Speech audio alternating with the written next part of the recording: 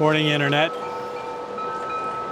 I'm somewhere outside Durbar Square here in Kathmandu. I'm not exactly sure how far outside of it I am, but that's where I'm heading, at least in that direction.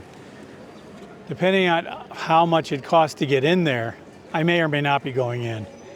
But it's a Saturday morning here in Kathmandu, and I think a lot of these markets that I'm seeing are not normally set up during weekdays. Of course, I haven't been here on a weekday, so I don't actually know. This is one of the first days that I've had sunshine, so I'm quite happy with it, with the weather, let's put it that way.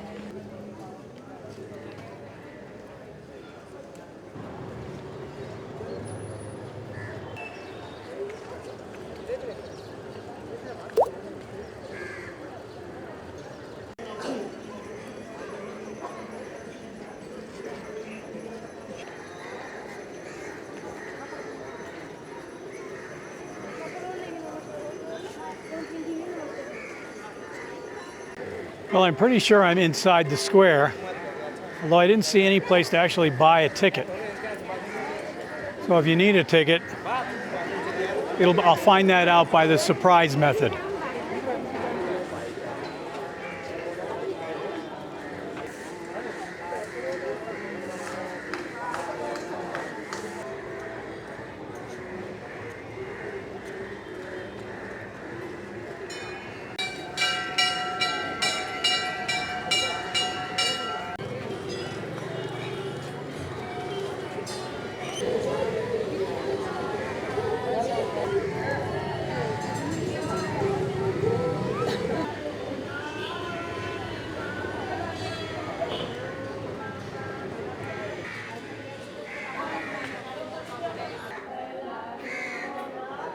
Apparently there is an entrance fee. It's 1,000 rupees.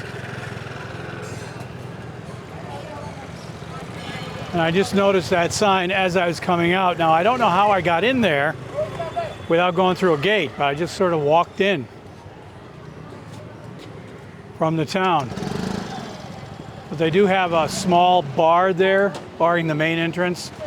I thought it was mainly to keep out motorcycles, but because you just step over it. But there is a chain around it also. So since I've already been through the square, I really don't see a reason to pay 1,000 rupees. So I'm going to try to slink out of here in utter embarrassment and continue with my walk. This is a nice place to visit, though. It is kind of small. It's not going to take up the whole day. Unless, of course, you hire a guide, which there are plenty of around here. They'll come up and ask you if you need a guide. And I'm sure they know something about the square and probably will tell you what each building and statue or monument is about. But as you know, I'm not really interested in things like that. I'd rather just walk around and look at things. These shops are just outside the Durbar Square area. And they must be a hopping place here on Saturdays. A lot of the buildings or a lot of the shops next to my hotel were closed this morning when I left. So I guess the work week in Kathmandu must go Monday through Friday. There are some stores open, of course, like there are anywhere, but many of them are closed.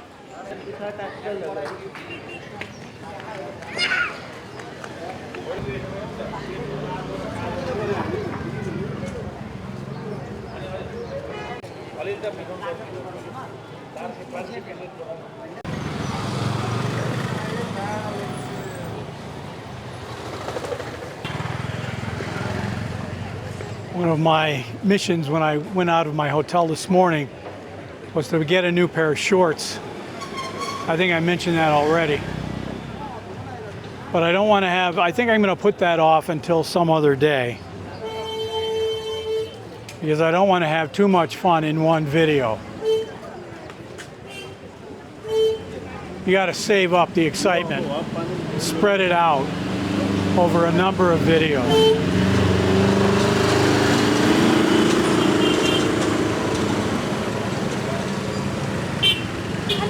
When you get a loaded truck on these roads, you've got trouble. I think it's just me and my purchasing sensibilities. But when I'm shopping, I like to just go somewhere and look at stuff. Maybe touch it, think about it, walk around, come back, look at it some more, and either buy it or don't buy it. Or walk away and come back some other day. The one thing I don't like is being fussed over while I'm looking at something, showing all the features of it. I mean, it's a pair of pants. How many different features can it have? It makes me want to get out of that shop as fast as possible. Of course, without buying anything. When you go to one of these little shops, almost inevitably, you're the only one there. So naturally, whoever is running the shop has to come out and help you with your purchase. So my strategy now is to look for a shop that has at least one other customer. Maybe that'll work. Also, note to self, wisecrackery doesn't work here. One of the sales ladies asked me, I was looking at t-shirts, and one of the sales ladies asked me, what do I need? I said, I don't need anything. I'm just looking. She didn't get it. If we were inside the store, she probably would have thrown me out. The area I'm staying in is called Tamil, or Tamil. It's a big tourist area. It's also an area where you can buy a lot of climbing and trekking gear. And there's a lot of little small boutique hotels. That's where I was in the earlier part of this video. I'm now downtown Kathmandu, and I have no idea how I got here. I'm just walking along one of those little streets, little warrens. I came out to a junction, and here I am. But I have spotted a nice park, which I think I'll be visiting on some other day. I guess I could always become a lineman in retirement. It looks like Nepal could use a little help in that area. I'm on the lookout for fizzy water, or seltzer, or soda, or whatever you want to call it. I know they have it here, but I just haven't been able to find it yet. I mean, how rare could it be? It's seltzer water.